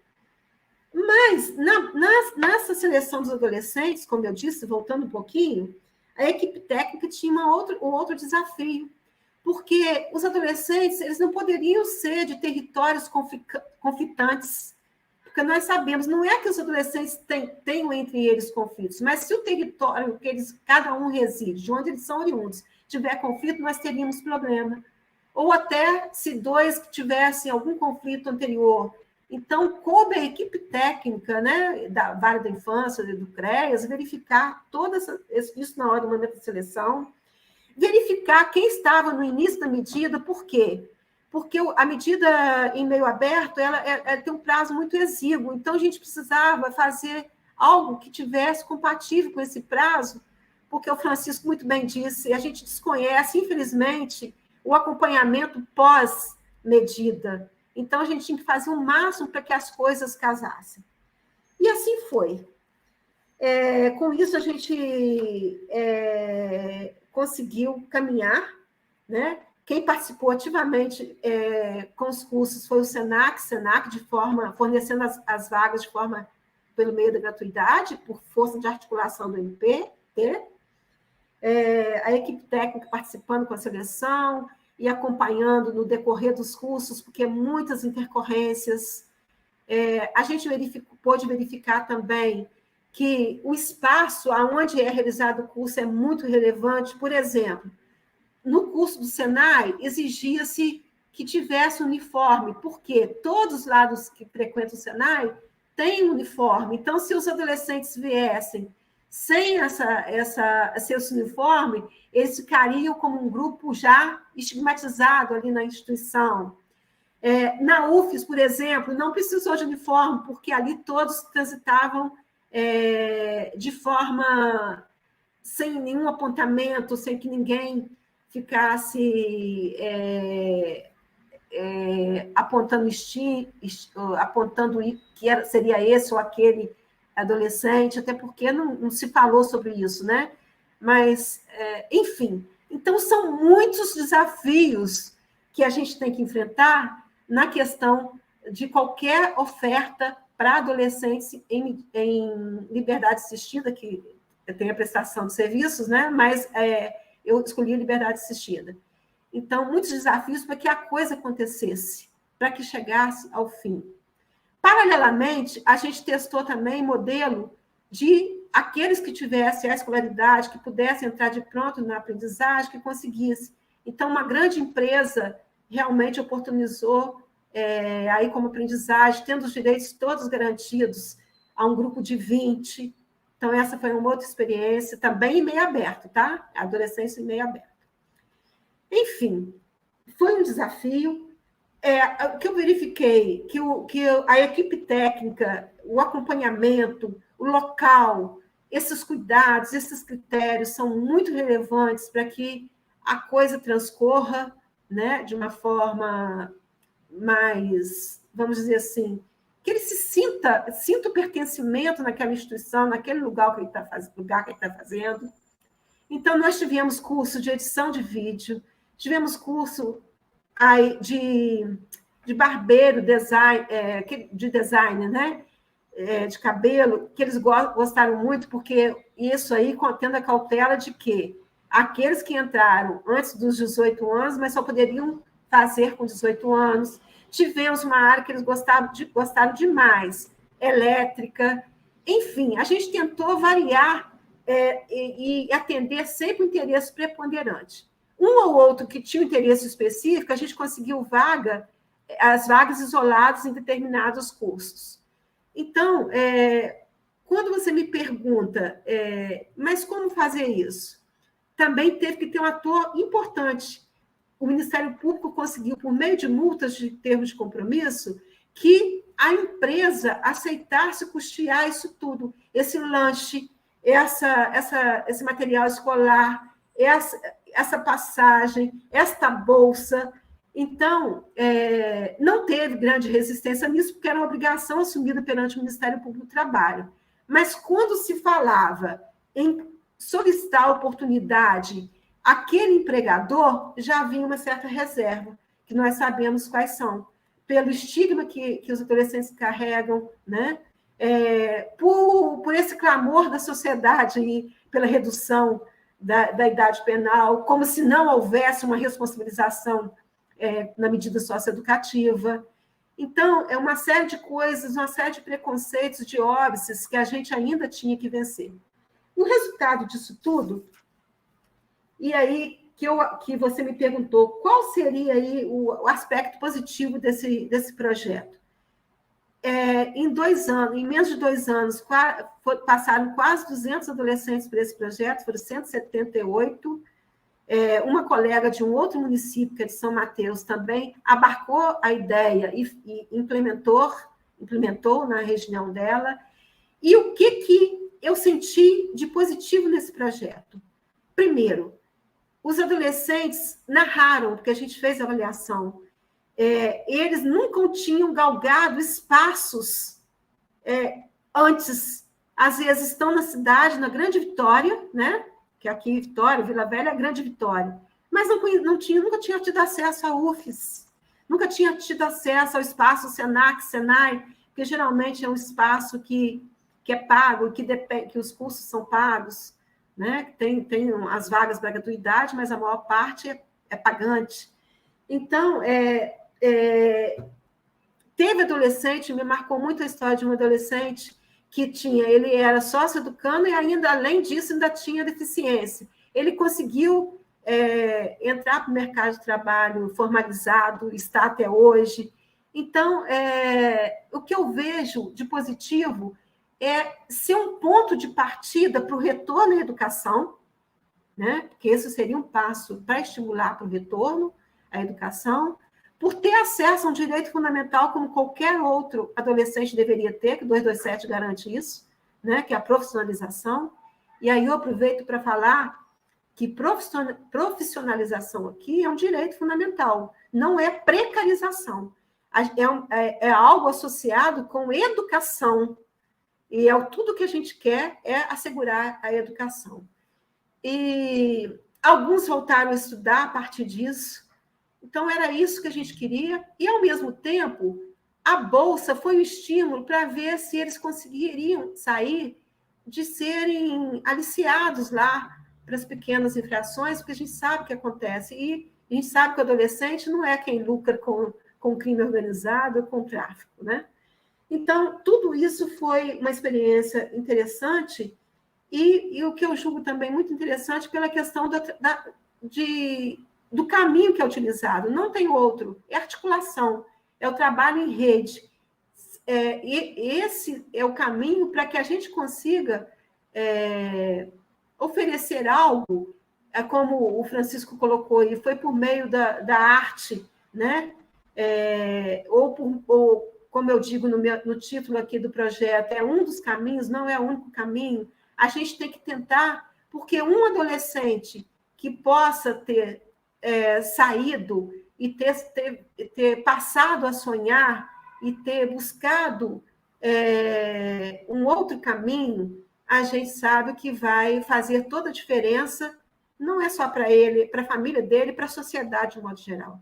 Então, resumidamente, porque é muita coisa, vou falar com vocês que, ao mesmo tempo que a gente fez isso, a gente conseguiu aqui também, eu tive iniciativa, juntamente com o Ministério Público Estadual, com a Vara, em rede, de trazer uma oficina que eu julguei extremamente relevante, juntamente com isso. Nem faria parte da atuação estrita do MPT, mas que, para agregar, eu ajudei a puxar, que foi uma oficina de poesia, foi até a Casa Poema que trouxe, 100 adolescentes participaram, e foi ali, Francisco, que eu vi, como você viu aí, quanto potencial, quanta coisa linda que surgiu naquelas oficinas, porque se trabalhava as poesias e depois eles partiam para a produção, e aí a gente aprende muito, porque, como você disse, as vivências são outras, então trazem outros elementos, dá voz ao adolescente, aos jovens, para que eles possam se expressar e trazer de uma forma com muito potencial, muito produtiva, tudo aquilo que a gente, às vezes, deixa passar e que não aproveita. Então, o principal do projeto, que eu queria reafirmar, é isso, o Ministério Público assumindo o seu papel de protagonista, mas não como aquele que vai guiar nada, mas aquele que vai puxar os outros atores, as outras instituições e abrir os espaços, conversar para a gente pensar junto e buscar novos caminhos. Esse não era o único, tanto é que, a partir desse projeto, outras articulações aconteceram, e eu saí do Ministério Público do Trabalho esse ano, aposentada, e muito feliz, porque abriu-se espaço na própria unidade socioeducativa, né? Aí em meio fechado, conseguimos montar uma oficina lá de informática, de computação, para que essa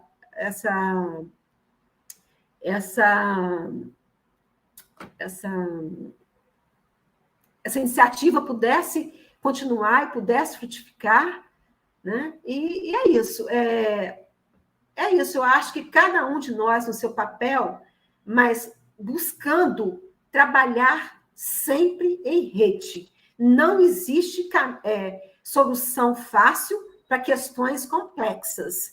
Então, muita gente fala assim, mas tudo bem, mas o fulano que mora também na comunidade não está envolvido em nenhum ilícito. Tá, tudo bem, nós temos que ver os fatores de proteção que estão em jogo na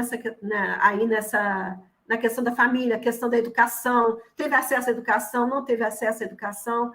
Então, a gente vê que a gente tem, apesar de, como a Francisca disse, do SINASE ser de 2012, a gente tem muito que caminhar ainda, a gente tem muito que conversar, a gente não pode querer trabalhar só de forma isolada, não existe projeto do MP ou da Defensoria. Para que tenha êxito, a gente precisa trabalhar em rede, articulando, dando voz aos adolescentes. A gente gostaria de ter dado muito mais voz, né?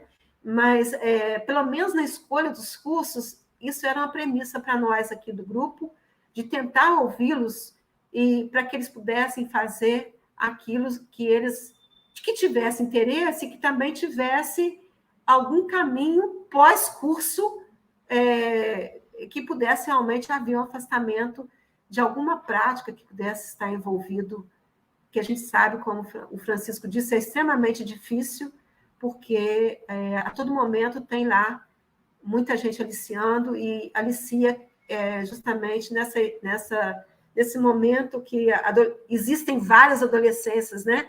É um momento de busca de identidade, é um momento de tantas outras coisas, é um momento de tanta exclusão na educação.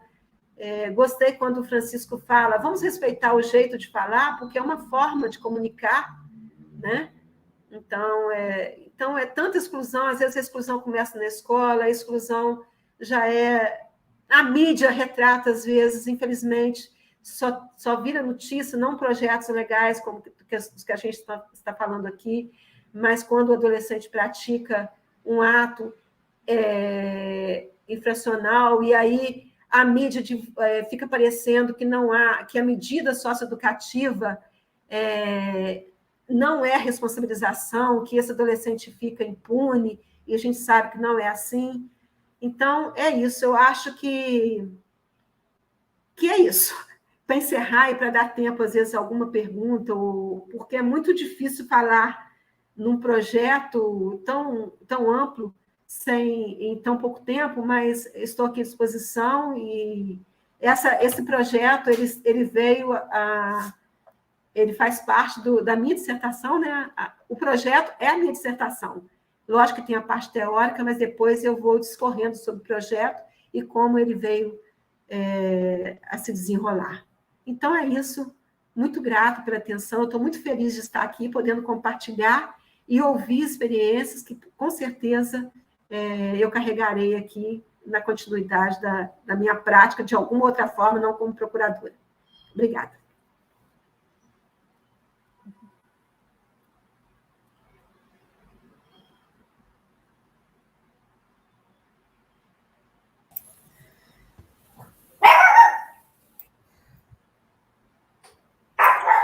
Desculpa, gente, por isso. A gente teve alguns comentários, principalmente com relação à fala da Francisca. Teve os comentários como rico e necessário debate histórico das questões que perpassam a infância e juventude no Brasil e no mundo. Também tivemos um comentário dizendo que os adolescentes e jovens devem se reconhecer em seu protagonismo e muitas vezes não são ouvidos. Isso traz, né, a potência da fala de vocês aqui para a gente hoje. A gente tem 2 perguntas no chat do YouTube para vocês. Eu vou fazer a primeira para o Francisco. Francisco, qual tipo de investimento você acha que deveria ser feito para que um projeto como o REP exista e tenha um bom suporte? Então, eu costumo reproduzir uma frase da Fernanda Montenegro que me representa muito, né? Que ela diz que educação sem cultura é esqueleto sem musculatura. E o que a gente tenta fazer é dar uma musculatura ao fazer pedagógico lá da Unidade de Internação de Santa Maria. Eu acredito muito nesse casamento de educação e cultura, no processo de ressocialização. Porém, a gente está vivendo um momento justamente de desmonte, né, da educação e da cultura com esse governo que aí está. Então, o que falta realmente é que a gente tenha novamente o Ministério da Cultura, que a gente tenha um MEC que não esteja aparelhado, digamos assim, e que de fato tenham investimentos para iniciativas a gente tem projetos maravilhosos. Aqui em Brasília, por exemplo, infelizmente, ainda bem que o inominável está saindo, né? Mas aqui em Brasília ainda o bolsonarismo continua, porque o governador daqui é na mesma linha, sabe? E para vocês terem uma ideia, aqui tem um projeto maravilhoso da professora Gina Vieira, chamado Mulheres Inspiradoras, certo? E esse projeto foi lançar a portaria revogando o projeto, já era uma política de Estado, né? Já tinham várias escolas replicando esse projeto, né? Um projeto reconhecido, ganhou o Prêmio de Direitos Humanos, Latino-Americano de Direitos Humanos, projeto também, assim como o projeto RAP, multipremiado, e o governo, ao invés de enxergar isso como investimento e tentar ampliar mais, foi revogar. Ainda bem que o movimento, né, pelos direitos humanos aí organizado, os militantes dos direitos humanos e da diversidade, a gente conseguiu reverter isso, né? Mas ele tinha revogado. E, por exemplo, o projeto RAP, ele tinha que ser, na minha visão, tinha que se tornar uma política pública também, para a gente atuar não somente em Santa Maria, mas nas outras unidades de internação. Aqui nós temos 8 unidades de internação que vive demandando da gente, né? A gente consegue fazer intervenções pontuais, mas a gente não tem, eu não tenho nem tempo nem equipe para isso, né? E por quê? Porque o governo não reconhece, nem vê isso como prioridade, não é verdade? Então, assim, acho que falta muito de vontade política, de fato, para enxergar a educação não como custo, mas como investimento. Para vocês terem ideia, aqui em Brasília tem um programa chamado de Programa de Aprendizagens Baseado em Projeto, que é uma portaria que eles lançam anualmente, que prevê para professores que trabalham com pedagogia de projeto, ele se afastar e ficar somente em prol do projeto, ele não ficar mais em sala de aula. Só que essa portaria é uma letra morta, porque o projeto RAP, conhecido internacionalmente, já reconhecido internacionalmente, ele passou por todas as esferas pedagógicas da Secretaria de Educação. Quando chega na gerência de pessoal, eles cortam, porque tirar o professor de sala de aula vai ter custo para o Estado, porque vai ter que colocar um professor substituto. Então, é uma portaria, como diz aí, para inglês ver, é letra morta, né? Então, para você ver, mais uma vez, que o Estado enxerga a educação como custo, não enxerga a educação como investimento. E o que dirá a socioeducação, né? Que na cabeça dessa galera enfim, não preciso nem falar, né? Mas, enfim, o que falta é isso, viu? Que foi o Cristiano que perguntou, né, Cristiano? Não sei se consegui responder sua pergunta, mas acho que é isso, é ter um olhar mais atencioso para a educação, para a cultura, para a ciência e tecnologia, que é isso que a nossa juventude precisa, e com certeza, se tivesse tendo acesso a esses e outros direitos fundamentais, com certeza não teríamos tantas unidades de internação e tantas pessoas no sistema prisional. Muito obrigada. Sueli, a pergunta que veio é: o que os trabalhadores e gestores das medidas podem fazer para provocar o Ministério Público do Trabalho a atuar no direito à profissionalização aos adolescentes em cumprimento de medida socioeducativa? Já que a gente está no finalzinho, Sueli, a gente tem 4 minutinhos para resposta, tá bom? É simples, é só fazer, no próprio site, né, do MPT, tem espaço lá para poder demandar. Então, ou alguma instituição tomar a iniciativa de conversar com aquela regional, né? Então, tem essas duas iniciativas. Olha, aqui no município não tem nenhum programa voltado para os socioeducandos na questão da profissionalização. Então, vai no site, vai chegar com uma notícia, de fato, qualquer, vai ser autuada e vai ser instaurado um procedimento que a gente chama de procedimento promocional, que é promoção de direitos, né? E vai começar, aí o procurador vai dar as medidas para poder fazer essa articulação. No meu caso, eu instaurei de ofício, porque eu vi que não tinha, aí eu instaurei, porque pode ser também instaurado de ofício, tá bom? Provocado e de ofício.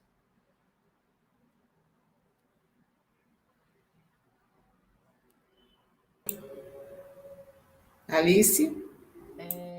Bom, pessoal, a gente chega ao fim, então eu gostaria de agradecer mais uma vez todo mundo. Eu espero que essa pesquisa inspire novas iniciativas, porque foi, acho que justamente esse o nosso objetivo, né? Não necessariamente criar um um manual né, em relação às práticas que a gente colocou na pesquisa, mas de inspirar e poder proporcionar uma troca, né, entre essas iniciativas e trabalhadores e trabalhadoras que estão buscando inspiração para o seu cotidiano. Então, gostaria de passar também a palavra para cada um de vocês, para uma despedida breve. Pode começar pela Eunice.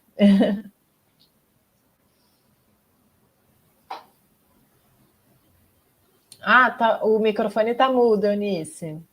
Desculpa, gente. Eu que agradeço você e todo o grupo aí por esse belo trabalho, né? Queria agradecer especialmente Francisca, Francisco e Sueli, né? Francisca eu já conhecia pessoalmente, Francisco e Sueli eu estou conhecendo agora por esse meio aqui, mas já tinha visto pelo trabalho, porque as meninas falaram, né? E eu posso dizer aqui que eu estou encantada com a fala de vocês, né? É muito emocionante, é muito bonito, né? Nessa situação tão difícil que a gente está vivendo, né? A gente encontrar pessoas que estão aí provando que as resistências são necessárias e possíveis, né? É muito bonito mesmo, gostei muito, e queria dizer aqui que tanto a gravação hoje dessa transmissão vai ficar tanto no site da PUC como na página do NCA, vai ficar disponível, porque sexta-feira, desse horário, é um horário meio complicado também para muita gente, né? Vai ficar disponível para circular da mesma maneira que o livro, embora por questões de exigência da autora, ele fica no site da autora com o valor, né, de preço mínimo, mas a gente teve que colocar, mas ele já foi uma decisão do grupo transformar em PDF e circular. Então, esse livro também vai estar na página do NCA disponível para acesso e circulação, porque eu acho que é isso, acho que são experiências que precisam caminhar, precisam sair dos espaços da academia e mostrar que realmente muita gente está fazendo muita coisa que vale a pena. E principalmente nesse momento, que embora a gente tenha alguma esperança de mudança a nível federal, nós sabemos que nos estados, e aqui em São Paulo não é diferente, Francisco, né? Infelizmente, a situação aqui vai piorar muito. Nós temos que estar aí nos inspirando em experiências como a de vocês para fazer frente, fazer resistências e fazer frente, né, a esse estado aí dessa tragédia social, né, que a gente vê por aí. Muitíssimo obrigada, gente. Espero encontrá-los um dia pessoalmente. É isso. Passo, então, agora para a Ana Paula. Bom, gente, eu queria agradecer, especialmente a Alice, que me convidou para fazer essa pesquisa, né? A Eunice e a Isabela pela parceria. E agradecer a todos que participaram, que num momento tão difícil, né, por conta da Covid, da pandemia da Covid, disponibilizaram um tempo para conversar com a gente conseguir elaborar essa pesquisa e que se tornou esse livro aqui maravilhoso. Então, agradeço a todos. Isabela, você quer falar? Vou pegar esse bonde, então, para me despedir também, para agradecer a participação dos convidadas de hoje, do pessoal que está assistindo, muita gente que colaborou também em outras iniciativas está assistindo a gente, ainda vai assistir, então deixar aqui o agradecimento pela disposição, pelo ânimo, né, e generosidade em compartilhar com a gente essas iniciativas que eu acho que não apenas nos inspiram, mas fazem parte da nossa luta no campo das medidas, né, porque as medidas socioeducativas são isso, uma luta ali no tete-a-tete com os adolescentes, e, né, também nos bastidores, acho que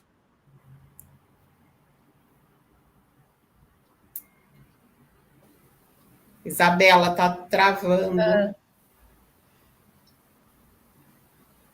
Acho que deu algum problema na internet. A Francisca quer Sim. falar enquanto ela volta. Ok. Então, eu quero agradecer também vocês, Alice, Isabela, Ana Paula, pela pesquisa e pela oportunidade de estar aqui. A Eunice, que é uma camarada de sempre, né, na pesquisa e nessa luta intransigente pelos direitos humanos de criança e adolescente. O Francisco, que disse que não ia falar depois de mim, porque não tinha muito o que falar. Olha o que ele nos ensinou. Eu estou aqui... Já baixei todos os seus links, viu, Francisco? Estou encantada, meu xará, Muito obrigada por te conhecer e por saber que você vem construindo inéditos viáveis, como o Paulo Freire nos ensinou. E a Sueli também, foi um prazer imenso conhecê-la. Já anotei seu livro, vou lê-lo.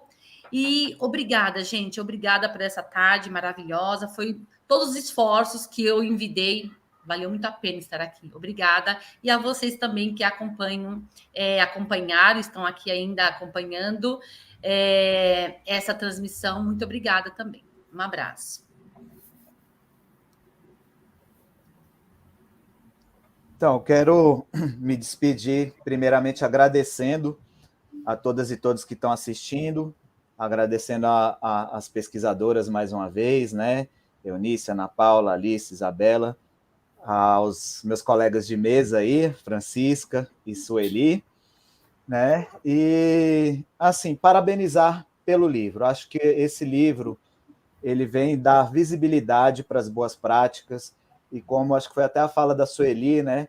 Infelizmente, na mídia comercial só se fala do sistema socioeducativo em pautas negativas, é só quando tem uma tentativa de fuga, uma rebelião, algo do tipo. E não mostra que lá dentro tem profissionais de excelência, que tem jovens, que ao contrário do que está aí pairando no imaginário social, né? Ao contrário do que os programas sensacionalistas mostram, não são jovens garotos e garotas problemas, são garotos e garotas com muitos problemas. Não são garotos e garotas violentos e violentas, são garotos e garotas que sofreram e sofrem várias formas de violências desde a primeira infância, né? Muitas vezes desde o ventre, né? De uma gravidez indesejada e por aí vai, né? Então, acho que quando a gente dá essa visibilidade positiva, a gente começa a fazer essa disputa de narrativa, né? Porque a nossa juventude ela não é o problema, a nossa juventude ela é solução. Nossa juventude não é problema, nossa juventude é potência. Então, parabéns a todas vocês por essa iniciativa maravilhosa, viu? Fico muito agradecido, né, a Ana Paula que me entrevistou e tudo, por ter confiado aí no nosso trabalho e ter selecionado a gente para fazer parte desse projeto maravilhoso. Muito obrigado a todas e todos. Gratidão é a palavra. Eu só queria realmente cumprimentar pela iniciativa, porque a gente sabe quanto é necessário, quanto é necessária a produção acadêmica nesse tema. Eu que fiz a pesquisa, eu vi o quanto ainda falta a gente produzir a respeito para poder a gente clarear sobre o tema. E eu vou pegar a palavra da Francisca aqui só para lembrar uma coisa, e como que é importante, porque eu esqueci de falar uma coisa, como a Francisca disse, ali no Socioeducandos tem o viés racial. Se você pega o mapa da violência, quando eu fiz a pesquisa, a gente fica muito triste. A nossa juventude está sendo perdida. Eu perdi adolescentes no decorrer dessas iniciativas, e essa perda está entre 15 a 29 anos, 22 anos, é substancial e tem um viés racial, né? Partos e negros preponderantemente. Então, a gente tem que refletir muito sobre isso. Muito grata por tudo. Foi todo mundo, né? Gente, então é isso. Muitíssimo obrigada. Tchau. Tchau, tchau.